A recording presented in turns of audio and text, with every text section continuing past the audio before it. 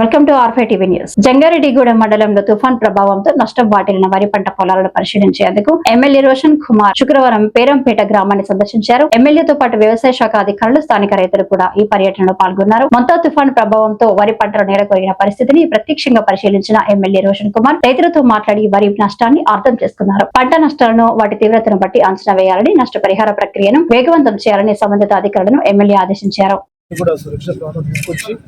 వారికి tiffin, lunch, dinner, snacks వాటితో పాటు మరి యొక్క తుఫాన్ వల్ల ఎవరైతే పనులకి వెళ్లకుండా మరి పునరావాస కేంద్రాలు ఉన్నారో వారికి తలా ఒకరికి 1000 రూపాయలు చొప్పున తలా ఒక 1000 రూపాయలు, ఇంట్లో ముగ్గురు కంటే ఎక్కువ ఉంటే 3000 రూపాయలు, దానికంటే తక్కువ ఉంటే ప్రతి ఒక్కరికి 1000 రూపాయలు ఇచ్చి 5 కేజీల బియ్యం, కేజీ కందిపప్పు, లీటర్ పామాయిల్, కేజీ పంచదార, కేజీ ఉల్లిపాయ, కేజీ బంగాళదుంప ఇవి ఇచ్చి డబ్బులు కూడా ఇచ్చి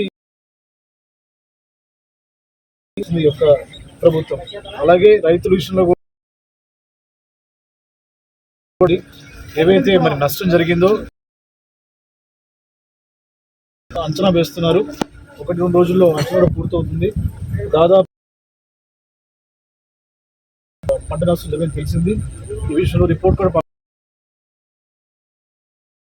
ఉండండి. ఇది రైతులను ఆదుకునే ప్రభుత్వం, ఎందుకంటే